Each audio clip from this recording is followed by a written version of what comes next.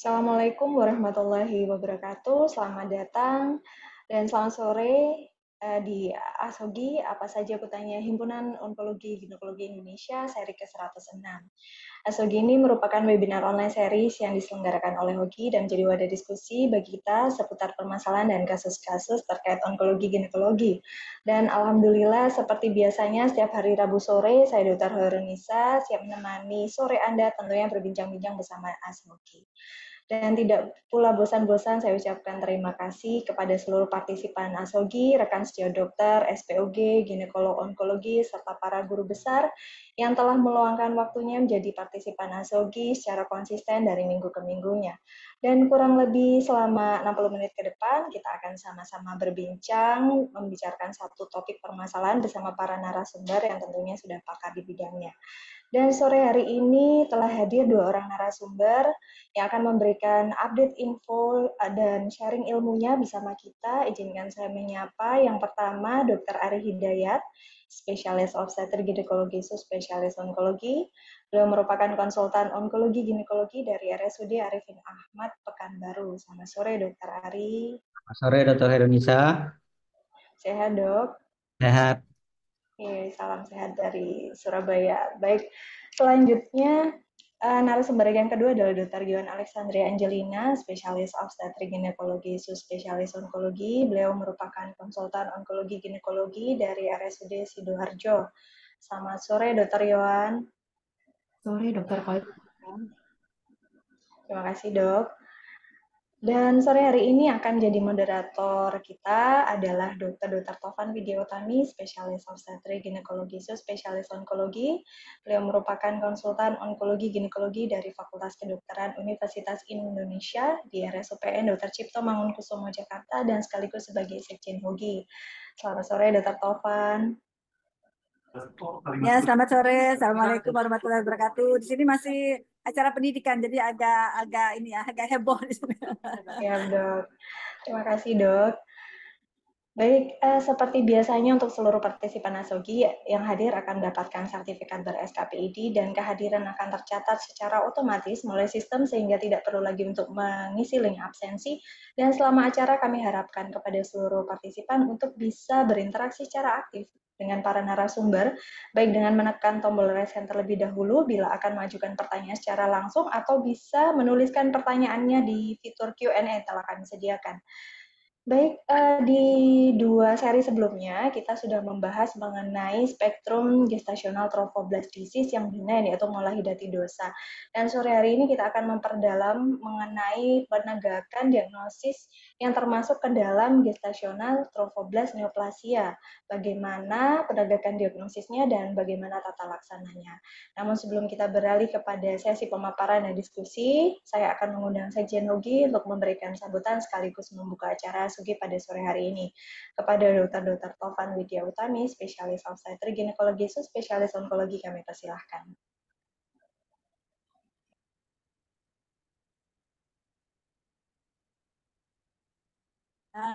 Ya, baik. Terima kasih Dr. Nisa.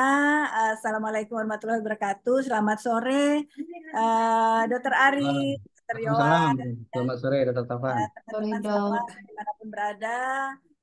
Saya dalam hal ini mewakili ya Ketua HOGI kita, Dr. Brahmana, yang selalu mengarahkan sebenarnya ya. Jadi pada sore ini alhamdulillah sudah sampai pada seri ASHOGI harusnya 106 ya. Ini backgroundnya agak salah nih. Ini Mbak Lucy yang apa masang nih. Ini ASHOGI-nya saat ini 106.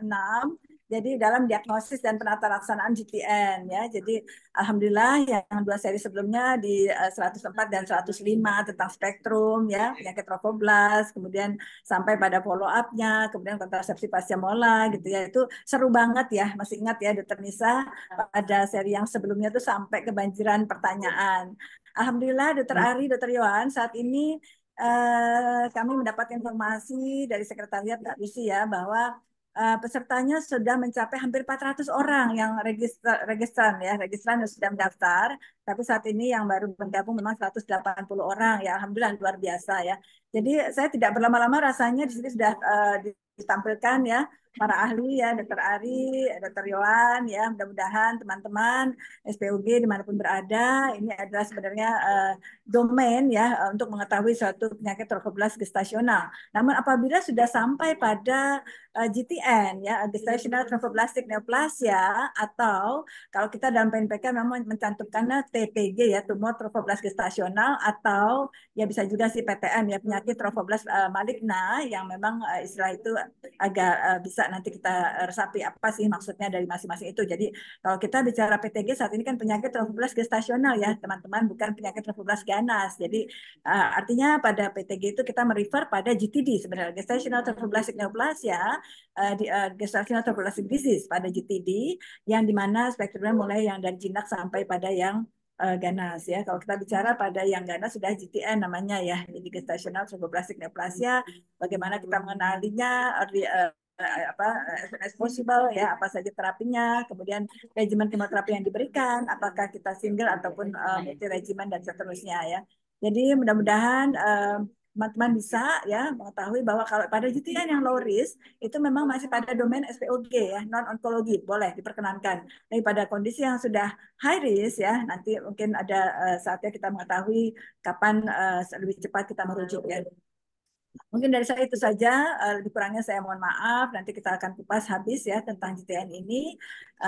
Mudah-mudahan teman-teman dimanapun berada dapat memberikan asupan yang luar biasa kepada kami dalam melakukan satu perbaikan ya dalam ASOG ini ya. Apa saja kutanya hobi, serius tapi santai, santai tapi serius ya. Mudah-mudahan ini berkah untuk semua, terutama untuk pasien-pasien yang kita tangani ya. Terima kasih banyak. Lebih kurangnya saya mohon maaf. Saya kembalikan kembali kepada MC Dr. Nisa. Wassalamualaikum warahmatullahi wabarakatuh. Waalaikumsalam warahmatullahi wabarakatuh. Terima kasih Dr. Tovan yang sudah berkenan membuka acara ASOGI pada sore hari ini. Baik, selanjutnya adalah pemaparan dan diskusi. Semoga tadi pengantar sedikit dari Dr. Tovan bisa memancing diskusi ya nanti oleh para partisipan sehingga bisa memberikan pertanyaan-pertanyaan yang bisa dibahas bersama.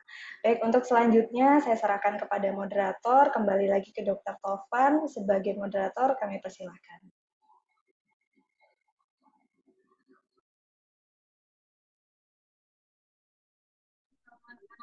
Ya, baik. Terima kasih.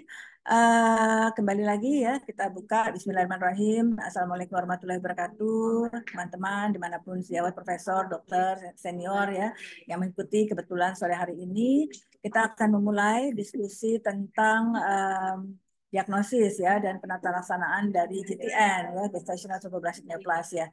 Saya berikan kesempatan kepada siapa dulu nih, Dokter Ari atau Dokter Yohan untuk memaparkan terlebih dahulu. Dokter Itu Ari, dokter ya. dokter. Ya, silakan Dokter Ari ya. Jadi untuk mengingatkan saja bahwa diharapkan presentasi ini tidak lebih ya dari 12 menit. Jadi 7 sampai 12 menit sehingga nanti kita mendapatkan waktu untuk diskusi cukup ya. Silakan Dokter Ari. Ya, terima kasih Dokter Tovan dan peserta sekalian, Dokter Yohan. Saya mendapat tugas dari judul ini yaitu diagnosisnya. Nanti akan dilanjutkan tata laksananya oleh Dokter Yohan. Ini nggak nampak ya. Jadi untuk seri di bulan Januari ini kita berdiskusi tentang trofoblast. Yang pertama saya mengikuti bagaimana dibahas oleh Dokter Ed Unedo tentang mola. Terus follow up-nya minggu lalu saya kebetulan tidak sempat bergabung. Nah sekarang kita masuk ke diagnosis GTN. Next. Ya, Jadi seperti yang di awal tadi Dr. Tovan sampaikan bahwa kita berasumsi bahwa PTG yang selama ini kita sering tuliskan rujukannya itu bukan penyakit trofoblast ganas, tapi penyakit trofoblast gestasional. Jadi gara-gara G-nya kita asumsi kita ganas, padahal G itu adalah gestasional. Itu merujuk dari spektrum umumnya adalah penyakit. Jadi GTD itu adalah penyakit trofoblast gestasional. Nah, ini sebenarnya kan sebutan seorang klinisi yang selama ini malah kita sering ungkapkan mola gitu. Mola hidatidosa itu sebenarnya diagnosanya patologi gitu. Tapi kalau kita berdiskusi dengan bagian lain, mereka lebih ngerti mola, koriosea daripada PTG. Nah, secara histologi yang ganas itu yang kali ini kita mau bahas ya. Jadi PA-nya nanti berupa invasive mole, koriosea, placental site trophoblastic tumor, dan epithelioid trophoblastic tumor. Nah, inilah yang ganas. Tapi karena di diskusi sebelumnya ada follow up yang paling banyak dan yang paling kita harus paham itu sebagai seorang SPOG itu adalah bagaimana suatu mola atau kehamilan mola itu berubah dia menjadi ganas, bagaimana memfollow up-nya. Jadi dari GTD umum sekarang kita masuk ke GTN. Nah, kita punya marker yang paling bagus yaitu HCG. Beta HCG ini menggambarkan aslinya trofoblast. Jadi kalau tumor marker selama ini misalnya si A125, kawan-kawan dari bagian lain itu selalu bilang itu ovarium. Bukan, itu tidak bisa mendiagnosis ovarium cancer pada si A125. Tapi kalau HCG, beta HCG itu kalau dia tinggi itu pasti ada sel-sel trofoblast yang menghasilkan beta HCG. Nah, ini sangat membantu kita ya dalam memfollow up, misalnya kalau kita terapi berhasil tidak, kalau pasien kontrol dari mola berhasil tidak, atau dalam terapi ternyata dia meningkat, ternyata progresif. Nah, bermodalkan beta HCG inilah maka terapi kita tuh sekarang menjadi lebih baik ya, ditambah dengan kemajuan di bidang kemoterapi, maka survival pasien akan meningkat, sehingga dikatakan di sini bahwa GTN itu bisa diobatin. Jadi kalau di Bandung itu Prof. Di bilang ini bisa sembuh karena dia kemosensitif gitu. Jadi kalau pasien tuh bingung pertama itu ini sembuh nggak sembuh. Kalau kanker yang lain mungkin kita payah meyakinkannya. Tapi kalau untuk khusus GTN kita berani dikit menyatakan ini kalau teratur berobatnya hasilnya bagus gitu atau sembuh lah istilah pasien. Next. Nah, sekarang kita masuk yang patologi. Jadi kalau koriokarsinoma ini tentunya kita nanti tahunya diagnosa PA. Secara umum perbedaannya itu dibandingkan GTN yang lain, dia itu tumornya seperti gambar ini, dia ada area nekrosis yang besar dan pendarahan. Nanti kalau di dalam PA-nya kembali ada area nekrotik dan hemoragis, kemudian tidak adanya vidi chorioalis karena penuh dengan tumor. Kemudian ada sel-sel yang intermediate. Ini bisa ditemukan di mana aja ya. Sampai metastasis ke otak pun ya seperti ini. Kalau bedah sarafnya mengoperasi pendarahan otak, ternyata ketemunya sel-sel koriosea di liver dan seterusnya. Yang kedua yang placental site. Ini agak lambat jadinya ya. Kalau ini secara umum bentuknya ini putih kekuningan ya, nodular, ukurannya itu sekitar 5 cm sampai 10 cm dari endometrium bahkan masuk ke myometrium. Nanti gambaran dokter PA-nya keluar, ternyata dialah placental site. Berikutnya yang ketiga ini, kalau yang epithelioid trophoblastic tumor, itu dia warnanya putih kebiruan secara makroskopis, ada massa kistik yang berdarah, masuknya sampai ke dalam jaringan sekitarnya, misalnya ke dalam serviks, sehingga bisa diragukan dengan kanker serviks, kemudian ke fundus seperti digambar di bawah ini, dan sampai ke ligamentum latum. Nah, sekarang kita masuk yang penting di sini, yang krusial, yaitu bagaimana kita menegakkan diagnosisnya. Yang paling harus kita pahami ini adalah yang pasca mola, ya. Jadi follow up habis kuretase mola itu Jadi kita pantau beta HCG-nya karena ini tumor marker yang sangat ya mencerminkan spesifik gitu. Yang pertama yang harus diketahui kalau beta HCG itu plateo. Plateo itu dia menetap aja, nggak naik, nggak turun. Yang kita harapkan habis evakuasi dia turun atau dia meningkat. Nah, yang gampang mengingatnya ya. Jadi setelah kita evakuasi mola, hari pertama, hari ke-7 dan setiap minggu kita periksa beta HCG. Kalau dia plateo, kita perlu dia naik 3 kali. Ya. Jadi dari hari 1 ke 7, ini naik sekali. Hari 7 ke 14 naik 2 kali. 14 ke 21 naik yang ketiga. Nah ini harus kita udah tegaklah diagnosanya GTN pasca mola. Jadi dengan 3 kali kenaikan tiap minggu ini berarti kita memeriksanya 4 kali gitu maksudnya ya. Sementara kalau plateo maksud saya. Tapi kalau dia naik itu kita nggak lama-lama. Cukup 2 kali naik aja dari hari pertama ke 7 dan hari 7 ke 14. Berarti kita perlu 3 kali pemeriksaan gitu. 1, 7, 7 ke 14.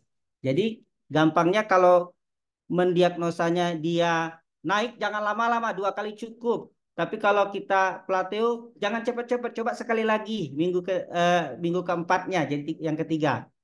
Kalau sudah confirm gampang. Jadi ini sangat membantu kita menjelaskan kepada pasien pasca evakuasi mola. Besok dilihat wah turun dia, senang dia, turun lagi turun sampai memang normal. Tapi kalau dia plateo atau meningkat begitu juga kita gampang mengedukasi pasien. Dan yang terakhir kalau memang begitu Anda kuret keluarnya adalah korioseat. Ini sudah langsung couplingnya onkologi. Kemudian kalau sudah tegak diagnosanya kita perlu mengetahui metastasisnya kemana. Kalau untuk paru kita perlu X-ray, kalau untuk liver selain dengan CT scan bisa USG, kalau otak selain CT juga MRI. Kemudian kalau yang tidak mola, hati-hati ya. Kita cari riwayat pasien ini nggak ada ya, nggak ada riwayat mola. Ternyata dia barusan abortus atau pernah KET, bahkan nggak ketemu juga ya. Tidak jarang nih kita ketemu, nggak ada kehamilan di luar kandungan. Pokoknya ada kehamilan yang nggak cukup bulan dah. Tapi berarti satu-satunya penyebabnya adalah kehamilan aterap entah yang mana, yang pertama atau yang kedua ini gitu.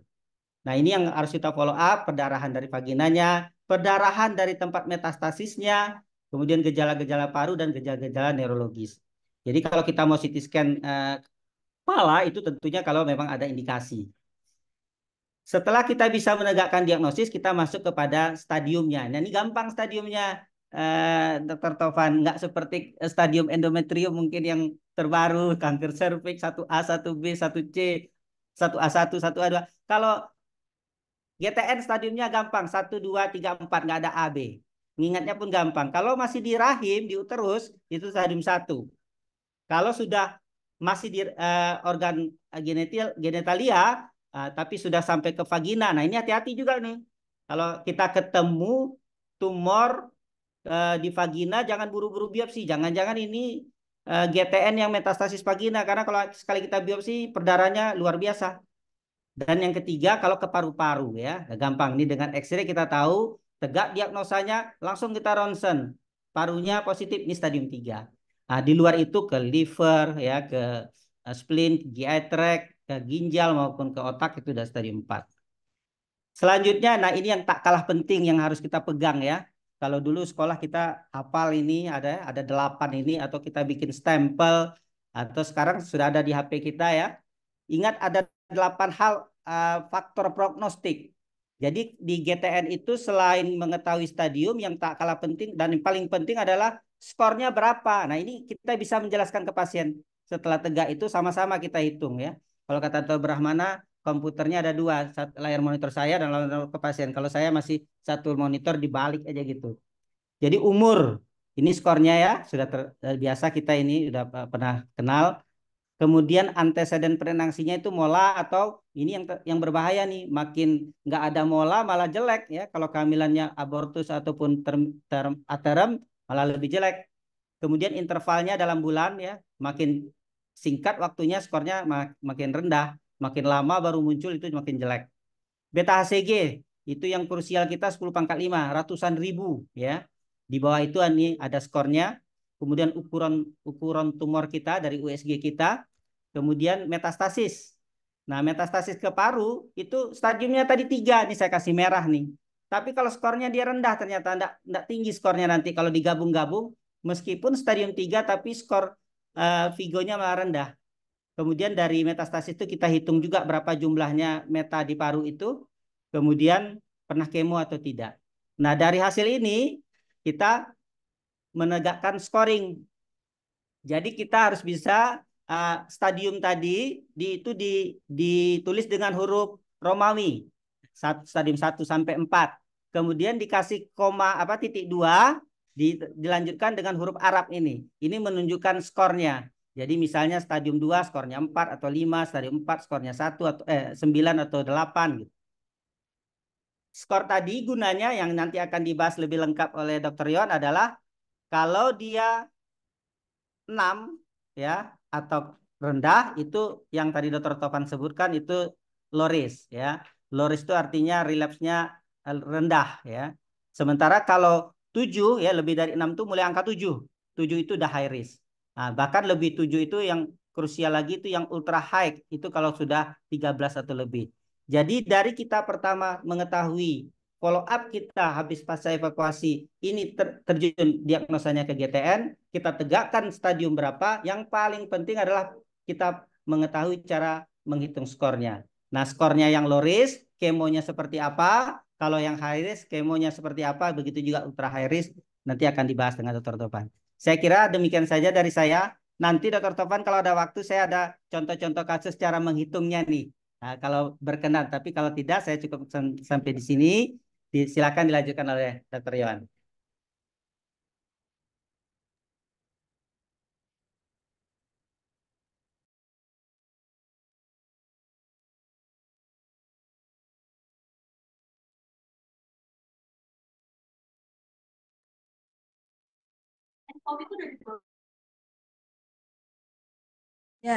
Ya, terima kasih Dokter Ari. Ini sinyal kelihatannya nggak tahu nih, sinyal di RSM jelek sekali nih. Baik ya, tadi alhamdulillah terima kasih sudah disampaikan secara ya komprehensif dan tentang diagnosis dan sampai ini ya GTN tadi ya Dokter Ari. Berikutnya Dokter Yohan, silakan. Ya, selamat sore Dr. Tovan, Dr. Ari, dan teman sejawat sekalian. Sekarang saya akan membahas tentang tata laksana GTN. Ini sedikit tentang diagnosis GTN seperti yang tadi telah dijelaskan oleh Dr. Ari. Jadi kita mendiagnosis GTN ini, semisal kita menemukan ada postmolar GTN, itu sesuai dengan kriteria Vigo yang tadi telah disebutkan, yaitu kita mengukur beta HCG pada 4 kali pengukuran selang 3 minggu plato. Yang kedua, kita terjadi kenaikan beta HCG pada 3 kali pengukuran selang 2 minggu, dan adanya hasil PA koriokarsinoma. Atau kita menemukan dari hasil PA kita operasi histrektomi, kita menemukan koriokarsinoma, invasif mole, PSTT atau ETT, dan juga bila kita menemukan adanya penyakit metastasis tanpa kita mengetahui primary site-nya dan ditandai dengan adanya kenaikan dari HCG. Kemudian apabila kita menemukan GTN, kita harus melakukan evaluasi. Yang pertama kita melakukan pemeriksaan fisik dan pemeriksaan pelvis secara komplit. Kemudian kita melakukan pemeriksaan darah, yaitu pemeriksaan darah lengkap, renal, dan fungsi hepar. Kemudian kita juga tidak lupa mengukur kadar kuantitatif dari beta HCG, dan kita harus workup untuk metastatiknya. Kemudian ini untuk staging GTN, seperti tadi telah dijelaskan oleh Dr. Ari. Stadium 2, bila dia sudah metastasis tapi terbatas pada organ genitalia. Stadium 3, bila sudah metastasis ke paru-paru. Dan stadium 4, bila terjadi metastasis jauh. Kemudian ini scoringnya. Setelah kita menentukan dari staging dari GTN, kita menentukan scoring sesuai dengan skor dari Vigo. Ini seperti telah dijelaskan oleh Dr. Ari, apabila skornya ini 6 ke bawah, ini low risk. 7 ke atas dia high risk, dan lebih besar sampai dengan 12 dia ultra high risk. Ini prognosis dari GTN. Ini dikatakan GTN ini prognosisnya baik bila didapatkan ini short, jaraknya kurang dari 4 bulan dari kehamilan sebelumnya, tidak ada metastasis pada brain or liver, dan HCG pada kita menegakkan diagnosis GTN kurang dari 40.000, dan kehamilan sebelumnya ini bukan merupakan kehamilan normal, yaitu term pregnancy, dan tidak pernah mendapatkan kemoterapi sebelumnya. Dan apabila selain di atas, maka prognosisnya itu dikatakan jelek. Ini terapi dari GTN, kita bisa memberikan kemoterapi, bisa single agent atau multi agent. Pada yang kriteria GTN scoring yang low risk, kita memberikan single agent.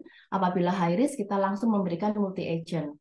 Kita juga bisa melakukan surgery, hysterectomy, atau insisi pada drug resistant site. Kita bisa memberikan radiasi, terutama pada metastasis brain, dan bisa juga dilakukan embolisasi, misalnya pada metastasis liver. Ini single agent kemoterapi, ini diberikan pada GTN yang low risk. Kita single agentnya kita biasanya menggunakan ada 2 macam. Ada yang menggunakan methotrexate, ada yang menggunakan actinomycin D. Dan pemberian methotrexate yang kita pakai saat ini ada 2 macam, yaitu dengan low dose yang 0,4 mg per kilogram berat badan, bisa intravenous maupun intramuskular, atau dengan pemberian selama 7 hari intramuskular 1 mg per kilogram berat badan. Dan pemberian MTX yang infus maupun yang pemberian sekali seminggu ini dikatakan kurang efektif, sehingga sekarang NCCN tidak menggunakan pemberian MTX yang seminggu sekali maupun yang infus. Kemudian ada juga yang memberikan etoposide sebagai single agent pada yang low risk, ini secara per oral 200 mg per meter square tiap hari per oral, tiap 2 minggu. Kemudian ini yang multi agent, ini diberikan pada GTN yang high risk.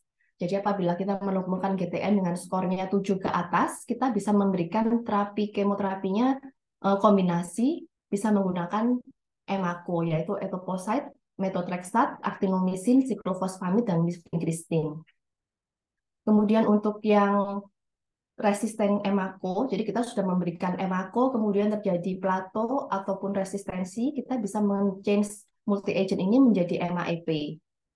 Dan pada yang ultra high risk, yaitu skornya di atas 12, ataupun didapatkan metastasis pada brain, kita bisa memberikan terapi etoposide dan cisplatin selama 3 siklus, yaitu hari pertama dan kedua, dia untuk mencegah dari perdarahan intrakranial, perdarahan paru, maupun perdarahan intestin. Dan ini apabila GTN yang resisten terhadap semua kemoterapi baik EMACO ataupun EPMA, kita bisa memberikan dia paclitaxel cisplatin dan paclitaxel etoposide.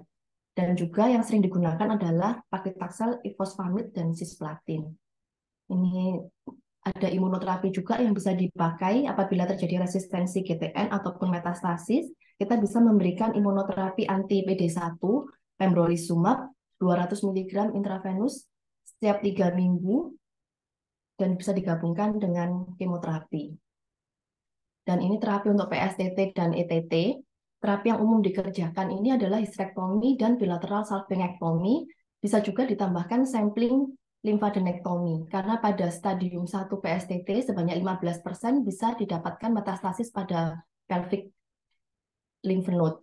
Kemudian kita ada prognostik faktor untuk PSTT dan ETT. Kita melihat dari mitosis index, apakah dia lebih dari 5/10 high field unit, apakah ada stromal invasion yang deep ataupun tidak, apakah ada area nekrotik yang luas, apakah dia LVSI-nya positif atau negatif, dan jarak dengan kehamilan sebelumnya apakah lebih dari 2 tahun.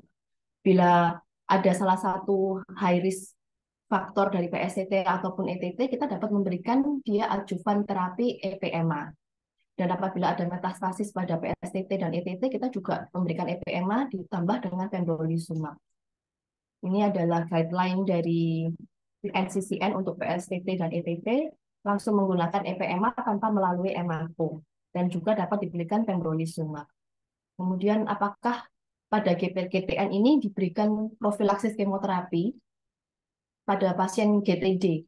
Jadi apakah kita mendapatkan pasien dengan mola, apakah perlu kita berikan kemoterapi? Sebenarnya kemoterapi pada GTD ini tidak dianjurkan karena bisa menyebabkan resistensi terhadap obat-obatan kemoterapi. Tetapi apabila pada suatu kondisi di mana kita tidak bisa memfollow up HCG, dan ternyata pasien GTD itu merupakan high risk terjadinya mola, yaitu apabila pasiennya dengan kadar beta HCG lebih dari 100.000, dengan pembesaran uterus yang eksesif banget, dan juga didapatkan kristalutein lebih dari 6 cm, maka kita bisa memberikan profilaksis kemoterapi dengan MTX.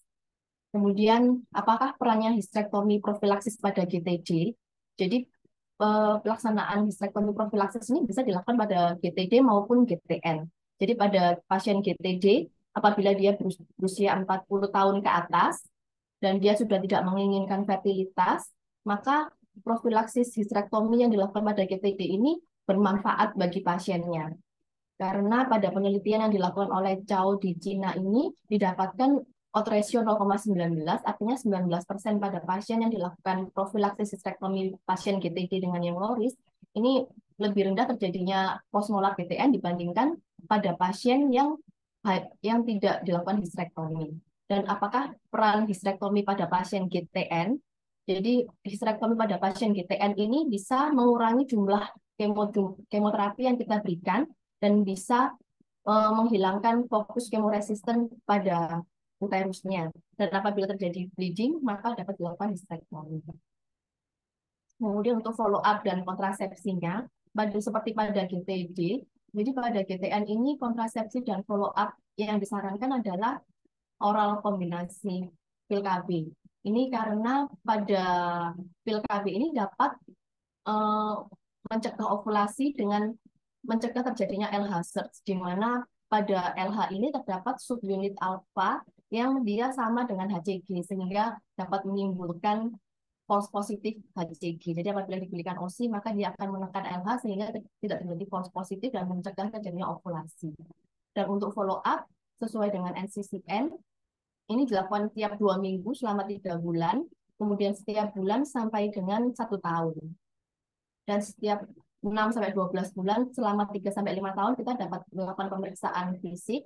Dan yang tabel di bawah ini follow up berdasarkan ESMO dan ESPO. Ini mereka memfollow up sampai dengan 5 tahun dengan pemeriksaan HCG urin saja. Ya, terima kasih. Demikian yang dapat saya sampaikan. Ya, baik. Terima kasih, Dr. Yohan. Ya, ya, sebentar. Ini saya ada. Ya, tibalah saatnya pada sesi diskusi ya, Dr. Ari, Dr. Yohan siap ya untuk menerima apa banjiran serbuan pertanyaan ini. Jadi yang sudah saya terima di kolom Q&A sudah ada 9 pertanyaan, luar biasa ya, 9 pertanyaan. Mudah-mudahan bisa dijawab dengan singkat dan jelas ya. Namun mungkin ada beberapa hal yang mungkin bisa diluruskan nanti Dr. Ari dan Dr. Yohan ya. Bahwa ini kita sudah bicara tentang GTN ya kan. Jadi gestational trophoblastic neoplasia ya, neoplasia yang sudah memang bukan spektrum yang dijinak lagi. Jadi kita kemarin kalau teman-teman sudah ingat ya, masih ingat ya di seri ke 104 dan 105 ya. Jadi seri 104 dan 105 itu memang kita bicarakan tentang yang pertama itu penata laksanaan mola hidatidosa ya. Penata laksanaan mola hidatidosa, dan di 105 itu tentang follow up dan kontrasepsi pasca mola gitu ya. Jadi kalau kita bicara mola berarti kan itu adalah termasuk penyakit trofoblast gestasional atau GPD gitu kan ya. Nah, tentang scoring nanti mungkin Dr. Ari bisa singgung ya, karena kelihatannya kita juga harus menegaskan kapan sih beta CG yang dipakai untuk menghitung scoring gitu ya. Tentu bukan pada saat datang dengan mola gitu ya. Jadi itu beta HCG ini ya, apa namanya, pre-treatment ya, bukan pra-evakuasi, pre-treatment. Nanti dijelaskan mungkin Dr. Ari dan Dr. Yohan. Saya bacakan, saya izin untuk membacakan pertanyaan pertama Dr. Ari, Dr. Yohan ya. Selamat sore, terima kasih Hogi dan para narasumber. Izin bertanya, apakah muncul massa di vagina dengan riwayat kuret mola 3 bulan sebelumnya di rumah sakit luar tanpa ada hasil beta CG nih? Ini rumit nih. Tanpa ada hasil beta CG dan tidak ada hasil PA-nya juga, bisa langsung ditegakkan dengan GTN dan langsung diberi kemoterapi. Karena biopsi massa vagina bisa membuat perdarahan hebat. Silakan, Dr. Ari duluan atau Dr. Yohan, silakan. Aja ya, tadi saya yang seperti itu ya. Jadi clue yang kita pegang tetap aja di Vigo tadi. Saya tayangkan lagi ya. Bisa ya. Jadi tentunya kalau pasien ini nggak ada riwayat kuret mola, nggak dalam observasi kita, dan tidak ada apa sebelumnya nggak ada riwayat eh, atau ada riwayat tumor ya mungkin nggak ada hubungannya. Tapi kalau tidak ada riwayat eh, GTD ya mola pasca kuret tiba-tiba ada, tentunya kita harus lebih waspada. Tapi dalam rangka mendiagnosis tidak perlu kita ya, misalnya ini apa pasca keguguran saja, terus kita follow up perdarahan terus. Kita nggak perlu mendiagnosa GTN itu dari PA ya. Ini yang selalu kadang-kadang kita adalah dari segi pembiayaan mana PA-nya. Tapi sekarang di rumah sakit ini sudah disepakati bahwa kita menegakkan GTN ini cukup dari beta HCG. Jadi ini pentingnya beta HCG memang agak rumit karena kalau yang pasca mola ya, pasca mola itu harus tegak plateaunya tiga kali, peningkatannya 2 kali. Sementara pasiennya mungkin udah lewat seperti ini. Nah ini ya harus ada ke kebijakan kita. Ini ada satu lagi sebenarnya di sumber yang lain bahwa kalau 6 bulan dia masih tinggi gitu ya beta HCG-nya. Jadi kalau pasien ini sudah lewat 6 bulan kita nggak bisa pakai kriteria yang seperti Vigo ini ya beta HCG itulah. Jadi kalau kembali ke pertanyaan, memang ada riwayat PTG ya GTD, kemudian muncul masa di vagina, kita lebih waspada. Tapi untuk mendiagnosisnya ya kita hanya mengandalkan dari beta HCG. Jadi ini uniknya tadi, excellentnya beta HCG tadi, bahwasanya satu-satunya kanker ginekologi yang bisa kita diagnosis tanpa PA ya beta HCG ini. Kira-kira gitu Dokter Tovan. Ya, baik, sudah jelas ya, saya rasa ya. Mungkin nanti yang menjawab pertanyaan kedua adalah Dokter Yohan ya. Baik, terima kasih. Yang pertanyaan kedua adalah dari Dokter Agus Hermawan ya. Assalamualaikum, Waalaikumsalam warahmatullahi wabarakatuh. Apakah sebelum evakuasi mola harus diperiksa beta HCG-nya? Atau setelah evakuasi atau hari pertama? Ya, ini mungkin sudah banyak didiskusikan di ASOGI di seri sebelumnya ya. Nanti mungkin Dokter Agus bisa membuka kembali. Silakan Dokter Yohan bisa menanggapi. Ya, terima kasih Dokter Tovan. Jadi untuk menjawab pertanyaan Dokter Agus, apakah sebelum evakuasi mola harus diperiksa beta HCG atau setelah evakuasi hari pertama? Jadi apabila kita menemukan pasien mola sebelum evakuasi, kita harus memeriksa kadar beta HCG. Kemudian setelah evakuasi kita cek ulang beta HCG-nya turun atau tidak. Setelah itu setiap minggu kita cek sampai dia benar-benar normal. 3 kali pengukuran selang 3 minggu dikatakan normal. Jadi sebelum evakuasi kita juga harus cek beta HCG.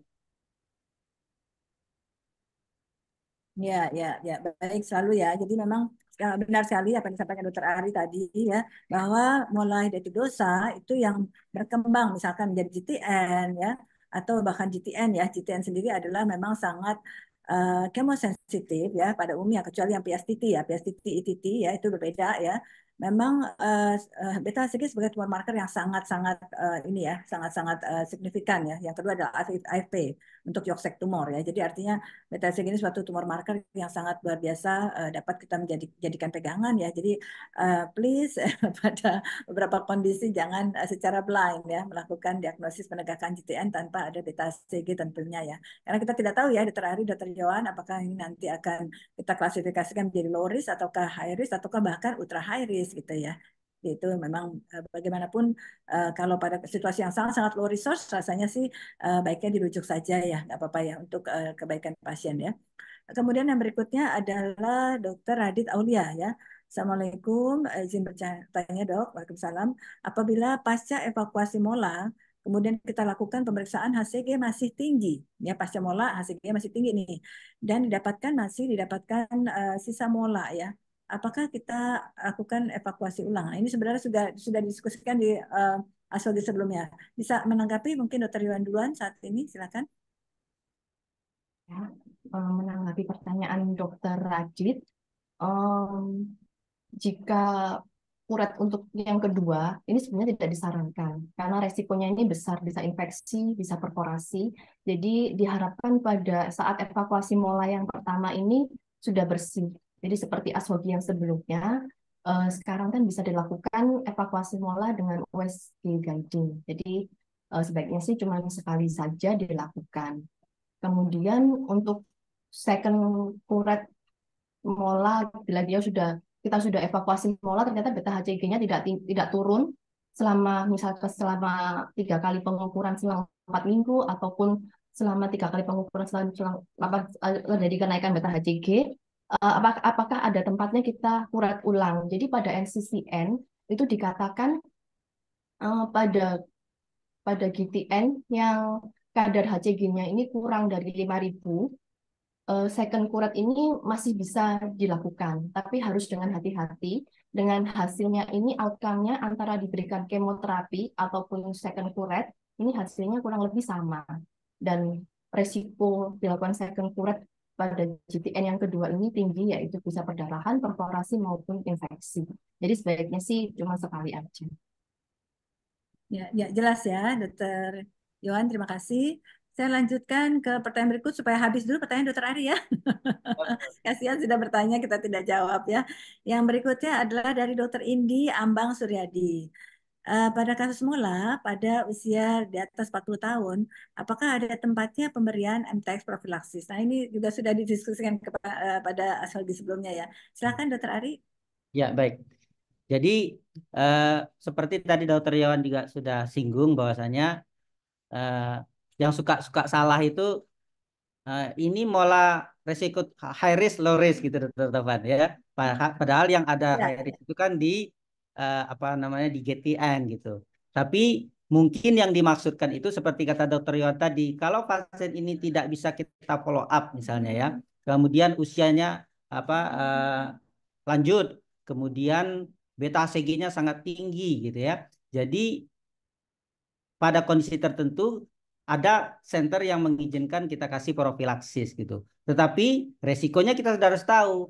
Kalau memang suatu saat kita tegak jadinya GTN-nya, terus kita harus memberikan kemoterapi, katakanlah dia low risk terus dengan single agent dengan MTX ulang, maka resiko resistensinya akan tinggi. Gitu, Dok. Ya, baik, setuju ya. Benar sekali. Ada tambahan dari Dokter Yohan? Sama dengan Dokter Ari, Dok. Jadi MTX profilaksis bila kita tidak bisa melakukan follow up dari beta HCG-nya, dan juga pada pasien yang di atas 40 tahun, ini 37% postmolanya kan menjadi GTN, dan apabila lebih dari 50 tahun, dia 46% bisa menjadi GTN. Jadi kalau kita tidak bisa melakukan follow up HCG, sebaiknya diberikan MTX profilaksis. Tapi bila bisa, sebaiknya tidak usah. Ya, baik. Ya, terima kasih Dokter Yohan, Dokter Ari. Rasanya jawabannya jelas ya. Jadi MTX profilaksis untuk saat ini memang ya artinya kontroversial ya, tapi kebanyakan memang kubunya adalah tidak memberikan MTX profilaksis ya, tadi dengan reasoning tadi ya. Baik, untuk selanjutnya adalah dari Dokter Iketut Edi Sudiarte ya. Selamat sore dokter, kalau kita ketemu mola, apakah ada kriteria prediksi? Nah, tadi Dokter Ari sudah singgung sebenarnya ya, kemungkinan kecenderungan ganas. Silakan Dokter Ari. Ya, jadi kan kita ketahui bahwa orang kita saja bisa memprediksi faktor risiko kejadian mola, salah satunya ya umur ekstrim ya. Salah satunya ya tadi usia di atas 40 ya. Kemudian apa faktor low sosial ekonomi yang rendah gitu. Jadi biasanya datangnya sudah terlambat, katakan sudah tinggi beta HCG, ukuran uterus yang begitu besar, ada lagi kista luteinnya. Nah, krusialnya itu kalau udah 100.000 ke atas. Jadi tetapi tetap ya kita mendiagnosa GTN itu berdasarkan follow up beta HCG yang saya ulang-ulang lagi meningkatnya 3 kali, meningkatnya 2 kali dengan 3 kali pemeriksaan atau plateaunya 3 kali dengan 4 kali pemeriksaan. Jadi seperti itu kira-kira. Ya, ada tambahan dari Dokter Yohan? Silakan. Ya dok, sama juga dok dengan Dokter Ari. Jadi yang cenderung ganas itu bila kita mendapatkan kadar beta HCG-nya lebih besar sama dengan 100.000, ada kristal lutein lebih besar sama dengan 6 cm, dan eksesif uterine size-nya. Jadi 3 itu merupakan high risk mola yang ya kemungkinan jadi ganasnya lebih besar. Terima kasih dok. Ya, baik. Terima kasih Dokter Ari, Dokter Yohan. Alhamdulillah ya, singkat, padat, jelas ya. Selanjutnya dari Dokter Ganot Sumulyo. Izin bertanya dokter, jika ada pasien pasca evakuasi mola tidak punya biaya. Nah ini memang kendala kita sebagai Indonesia Raya ya. Low resource ya. Tidak bisa melakukan cek beta HCG ya. Namun pasca 6 bulan evakuasi sudah high teratur ya. Kemudian tes packnya positif. Apakah bisa dipertimbangkan tidak menjadi GTN ya karena sudah high teratur. Terima kasih. Silakan Dokter Ari duluan, silakan monggo dok. Ya. Jadi kalau seperti kata Dr. Yohan tadi kan sudah kita follow up beberapa kali beta HCG-nya normal, kemudian apa sudah haid ya, berarti eh, kita tunggu saja. Biasanya kalau dia memang mau menjadi berulang mola, bahkan menjadi GTN, itu dia akan berulang.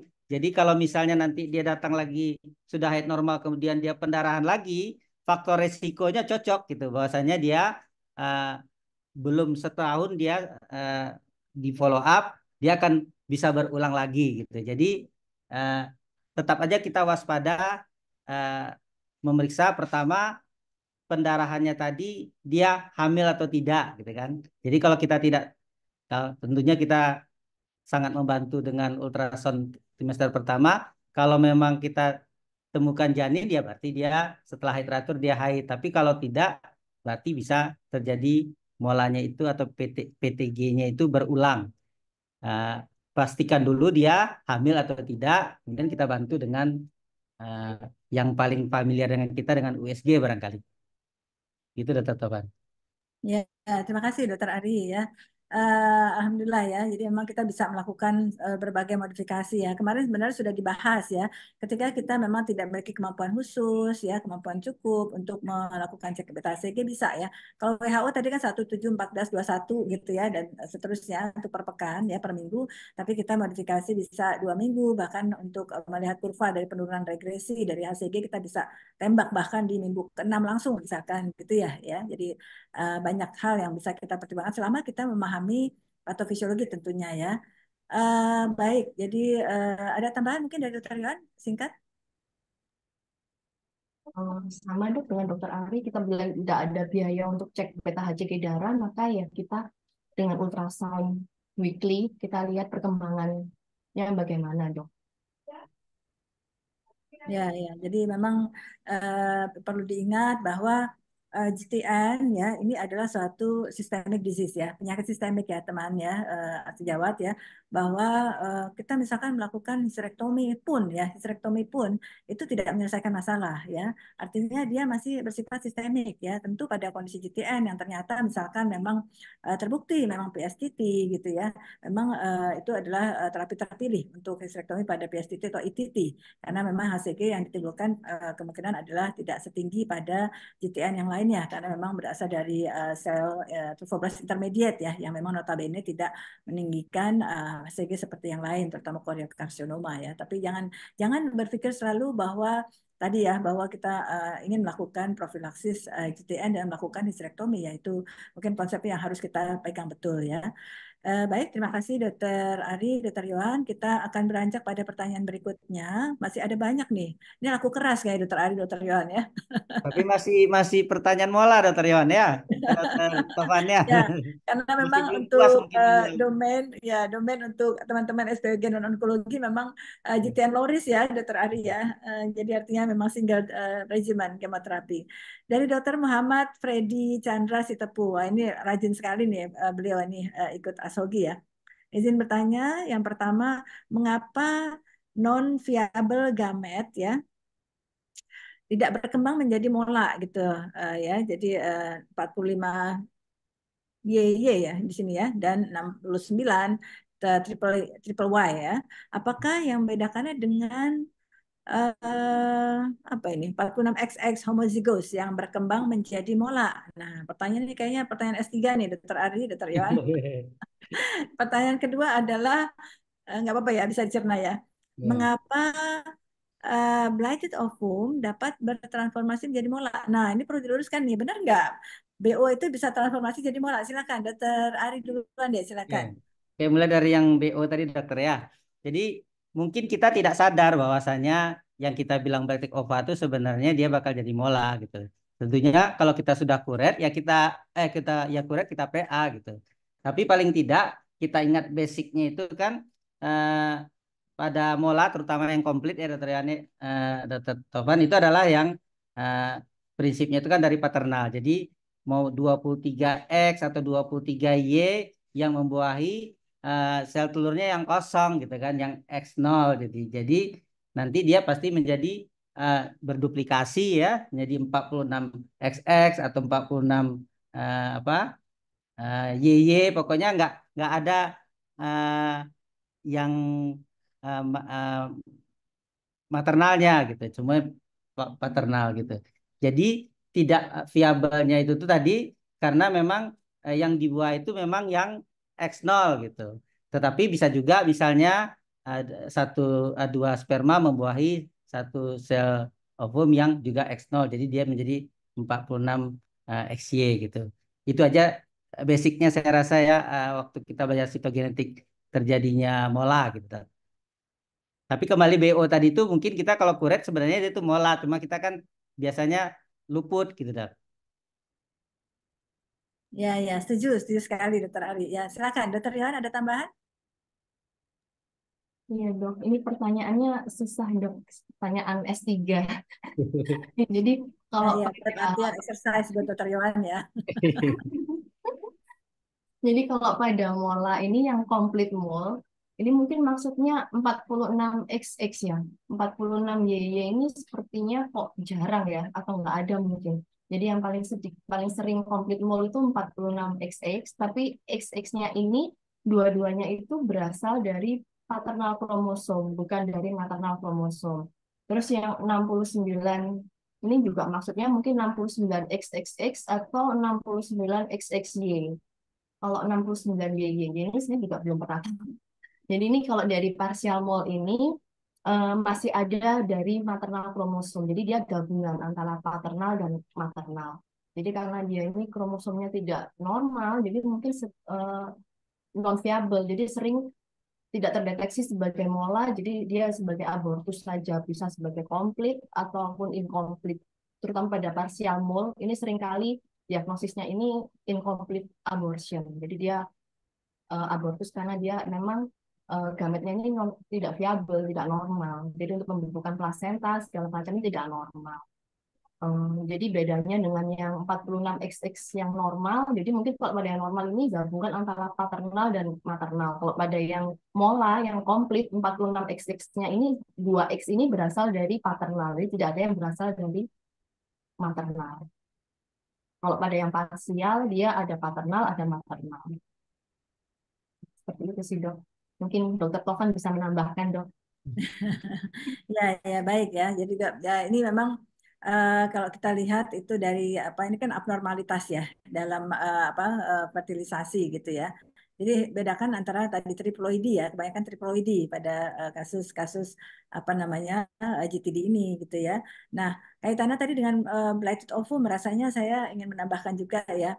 Jadi bukan berarti bertransformasi ya, Dokter Ari, Dokter Yohan ya, bahwa BO bertransformasi menjadi mola, tidak ya. Yang sesungguhnya terjadi kemungkinan adalah memang sudah mola sejak awal begitu ya. Yang memang kita harus buktikan dengan histologi gitu ya, dengan PA. Jadi memang seringkali kalau teman sejawat menemukan unembryonic pregnancy ya artinya memang pada misalkan maksimal 9 minggu kehamilan ya, tidak ada didapatkan misalkan embrio gitu ya.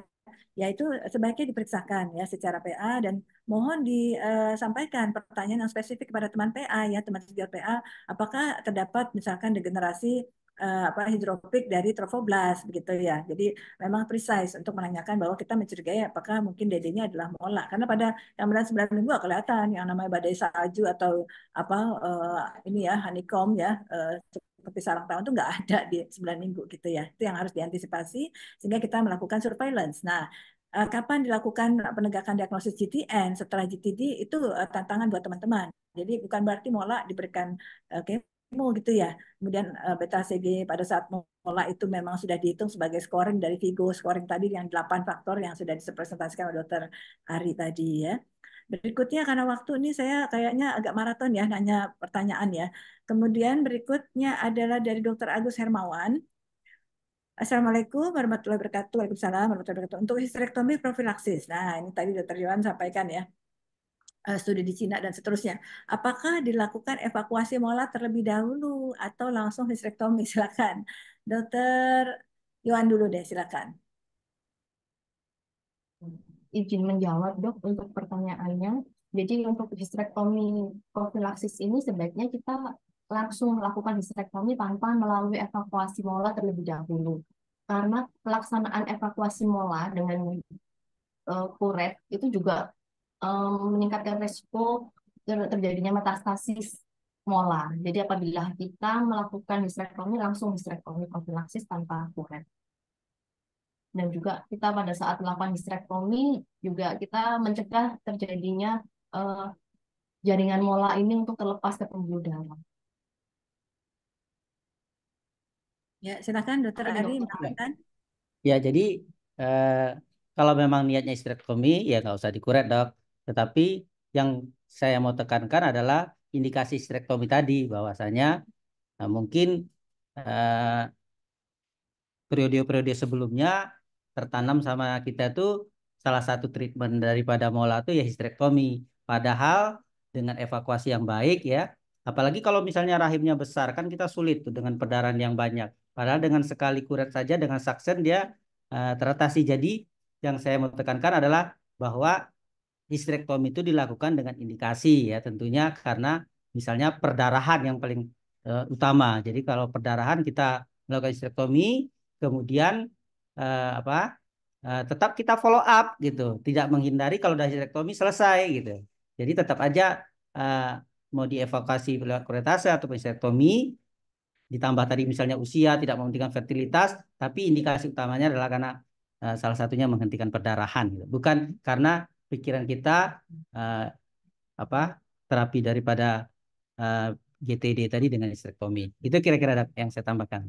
Ya, terima kasih Dr. Ari, Dr. Yohan. Saya rasa jelas ya bahwa dimohon teman-teman semuanya tidak menempatkan bahwa histerektomi sebagai first place ya. Jadi treatment choice gitu ya. Jadi bahwa oh udah deh nggak apa-apa usia 42 langsung histerektomi saja tidak gitu ya. Jadi memang pada prinsipnya setiap ini kita bicara ini GTD dulu nih, penyakit trofoblast gestasional ya kan, mola gitu. Kita belum bicara tentang penyakit trofoblast maligna atau tumor trofoblast gestasional gitu ya. Kita belum bicara GTN. Jadi kalau prinsipnya evakuasi, jelas. Evakuasi baik mau kuret atau histerektomi itu namanya evakuasi. Tapi kalau kita bicara tadi, Dr. Ari sudah sampaikan, Dr. Yohan ya, kalau kira-kira kalau kita mau nepuk lalat gitu kan, nggak mungkin kita menepuk dengan sesuatu yang lebih dahsyat gitu ya. Artinya bagaimanapun histerektomi juga memberikan suatu potensi ya, misalkan terjadi komplikasi. Beberapa sejawat merasakan bahwa histerektomi total suatu simple prosedur, tapi ternyata terjadilah kinking ureter atau segala macam ya. Jadi memang sebaiknya kita proper ya, proper diagnosis, proper treatment gitu ya. Jadi dimulai dengan sesuatu yang sederhana dulu. Baik. Silakan berikutnya pertanyaannya adalah apakah selama follow up dari anonim ya WHO scoring prognostic score perlu dievaluasi dan bila perlu melalui evaluasi setiap berapa minggu dan apakah apabila sudah stadium 3 atau 4 apakah GTN ini masih curable? Nah, itu penting banget deh. Silakan Dokter Ari ya. Silakan. Jadi yang di follow up tadi kalau sudah selesai complete treatment ya dok ya mungkin ya. Bukan waktu menegakkan tadi. Menegakkan tadi kan kita follow up beta CG. Nah sekarang setelah tegak kita stage dan men-score. Nah setelah skor tadi dapat. Jadi biarpun dia stadium 3 dok, yang saya ulang tadi itu di paru-paru gitu.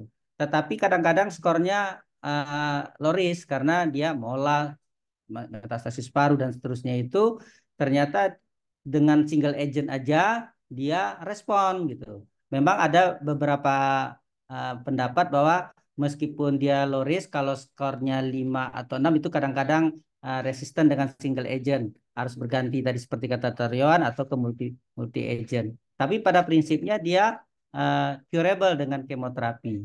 Nah, sekarang stadium 4. Stadium 4 macam-macam ya. Jadi kalau misalnya ke liver atau ke GI tract dengan kemoterapi juga respon. Tetapi yang agak sulit dengan kemoterapi itu kalau yang sampai ke brain, ya, karena kita berhadapan dengan blood-brain barrier. Jadi mungkin di sini tempatnya tadi Dokter Yon katakan dengan radiasi atau kemoterapinya intratekal dan seterusnya. Jadi follow up. Nah, setelah semuanya selesai, tentunya kan setiap kontrol pasien itu kemoterapi misalnya dengan MTX per 2 minggu, kita follow up beta HCG turun sampai normal.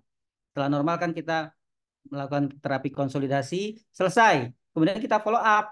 Nah, tadi Dr. Yon atau saya ada singgung bahwa kita follow up setahun dengan kontrasepsi, kemudian beta HCG-nya setahun clear, dia bebas dari disease. Nah, sudah tidak ada halangan misalnya dia mau hamil lagi. Mungkin gitu, Dokter. Ya, baik ya. Jadi rasanya udah jelas ya, karena waktu juga saya izin untuk menghabiskan 2 pertanyaan lagi ya.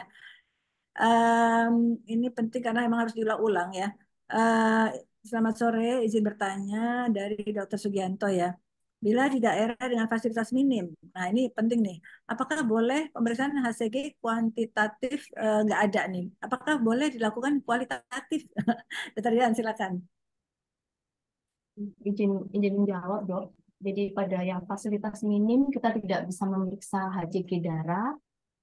Kalau kita menggantinya dengan HCG urin, yaitu kualitatif, cuma positif atau negatif aja, semisal pasiennya ini belum normal, kita tidak boleh menggantinya dengan banyak pemeriksaan urin, karena tidak cukup. Takutnya dia tidak turun atau memang kadar HCG-nya ini tinggi banget, sehingga pada pemeriksaan urin yang biasanya lebih dari 1 juta, dia tidak terdeteksi, jadi terdeteksi sebagai negatif, jadi dia negatif palsu.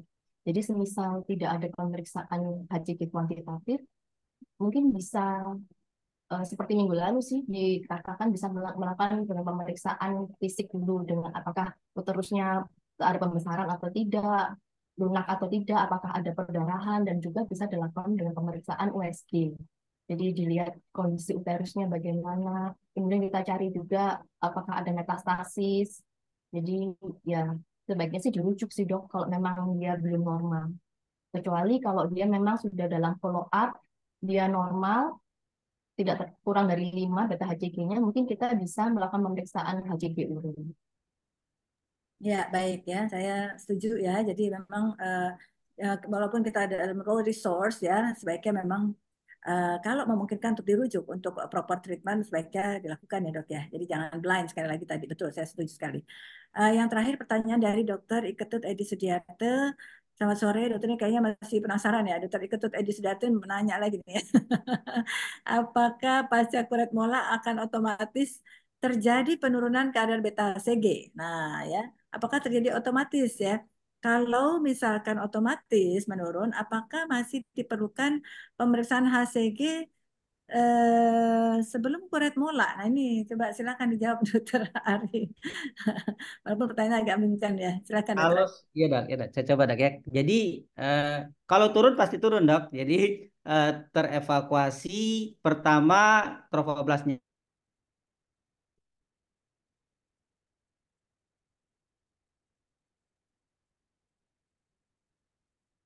Otomatis dia mengecil, otomatis beta HCG turun. Nah, yang menjadi masalah kan turunnya itu nanti dia nggak plateau atau nanti malah meningkat. Nah, itu turun sih iya, tapi kan kita perlu yang tadi itu, Dok, yang kuantitatif. Nah, mengapa kalau pasti turun dengan pre pre prekuret? Ini untuk diagnosis kita ya. Jadi apa namanya, kita perlu starting point lah katakan ya, sebelum kuret, terus dikuret, kemudian baru yang kita masuk di follow up-nya tadi gitu. Jadi kalau pasti turun, jawabannya pasti turun, Dok. Ya, baik ya. Karena waktu, terima kasih Dokter Ari ya. Bagaimanapun memang kurang ya kita membahas tentang GTN ini ya. Walaupun sebenarnya ini episode serial dari sebelumnya GTD yang berkembang menjadi satu GTN ya. Untuk ya artinya ini sudah lewat ya. Dokter Nisa sudah melirik sana sini Dokter Nisa nih. Sudah lewat dari waktunya 5 menit ya, 4 menit ya. Jadi saat ini waktu sudah menunjukkan pukul 16.34 waktu Indonesia Barat. Silakan closing statement sedikit dari Dokter Ari dan Dokter Iwan. Saya mulai dengan Dokter Iwan dulu, silakan. Jadi pada GTN ini bisa terjadi pada setelah posmolar. Jadi kita setelah posmolar, evakuasi molar, kita tetap harus memeriksakan pemeriksaan HCG secara berkala sampai dengan dia normal. Kemudian tata laksananya setelah kita menemukan GTN, kita maka akan melakukan workup. Jadi kita melakukan workup untuk melihat apakah ada metastasis pada pasien ini, kemudian kita menentukan staging dan scoringnya untuk tata laksana. Pada pasien yang low risk, kita berikan kemoterapi yang single agent, dan pada yang high risk, kita bisa berikan yang multi agent. Dan untuk kontrasepsinya, disarankan yang pil KB kombinasi. Dan kehamilan pasca GTN ini pun juga 80% bisa hamil pasiennya, dan 69% bayinya juga aparem dan normal tanpa sequelae. Terima kasih, dokter. Ya, terima kasih Dokter Yohan ya. Silakan Dokter Ari terkait dengan diagnosis dan tata laksana GTN, closing statement-nya silakan. Begini dok, kan peserta kita ini bisa dokter umum, bisa SPOG, bisa subspesialis. Jadi penting sekali. Kadang tercampur-campur tadi dok masalah PTG, langsung kita mindsetnya ganas, padahal G-nya itu gestasional.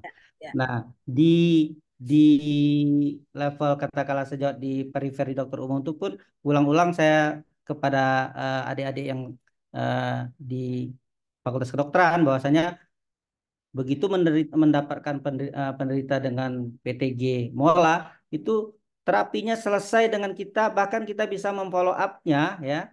Kemudian katakanlah terjun dia ke GTD, kita rujuk ke SPOG-nya atau ke onkologinya, sudah itu dia bisa dikembalikan dok dengan dokter pertamanya di Fakultas Pelayanan Primer itu untuk memfollow up pasca molanya gitu, seperti itu. Jadi kalau ini bersambung dok dari GTD ke GTN nanti bisa dibalikkan sebenarnya untuk follow up-nya dok, kalau dikuasain dasar-dasar tadi. Gitu dok saya.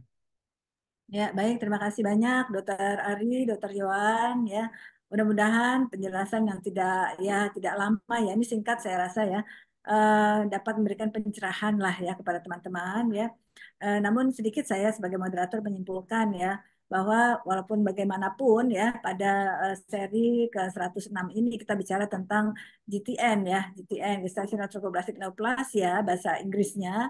Bahasa Indonesia adalah PTM, penyakit trofoblast maligna, atau TTG, tumor trofoblast gestasional. Nah, itu memang harus kita bedakan antara GTN molar atau non molar ya, Dr. Ari, Dr. Yohan ya. Jadi kapan kita memasukkan kepada tabel tadi Vigo scoring untuk melihat risknya, apakah dia masuk low risk atau high risk. Dulu ada intermediate, sekarang masuk ke high risk ya, dan ultra high risk. Itu tentu ketika kita menegakkan suatu GTD itu sudah bukan GTD lagi, GTN teman-teman ya. Jadi jangan 100.000 itu masuk langsung plot 10/5 di situ pada kondisi molar gitu ya. Nah, penting tadi mengetahui kapan sih tadi tuh peningkatan racing plateau atau peningkat berapa 10% atau di 1714 pekan segala macam ya, minggu 1, 2 dan seterusnya. Jadi sekali lagi memang mudah-mudahan teman-teman bisa mengenali kapan mendiagnosis GTN yang low risk ya, sehingga melakukan tata laksana secara tuntas sampai terapi konsolidasi ya, Dr. Ari, Dr. Yohan ya. Jadi jangan berhenti ketika HCG normal selesai MTX-nya, tidak ya. Ketika sampai minimal 3 kali normal setelah normal 1, jadi 4 kali normal baru kita berhenti untuk pemberian kemoterapi tersebut. Ya mungkin itu ya. Nanti secara detail mudah-mudahan di next session atau next ASOGI kita bisa kupas lagi ya. Terima kasih banyak. Mohon maaf andaikan ternyata ada beberapa hal yang belum secara puas ya tercerahkan ya. Dari saya undur diri. Terima kasih sekali lagi kepada Dr. Ari, Dr. Yohan. Mudah-mudahan berkah ilmunya. Saya tutup di sini. Wassalamualaikum warahmatullahi wabarakatuh. Saya kembalikan ke Dr. Nisa. Waktunya memang sudah lewat ya. Waalaikumsalam warahmatullahi wabarakatuh. Baik, luar biasa ya. 1 jam 10 menit ini. Ini memang temanya sangat laris manis sekali. Seri yang pertama, kedua, sama yang seri ini pertanyaannya banyak sekali yang masuk. Namun alhamdulillah di seri ini sudah terjawab semua.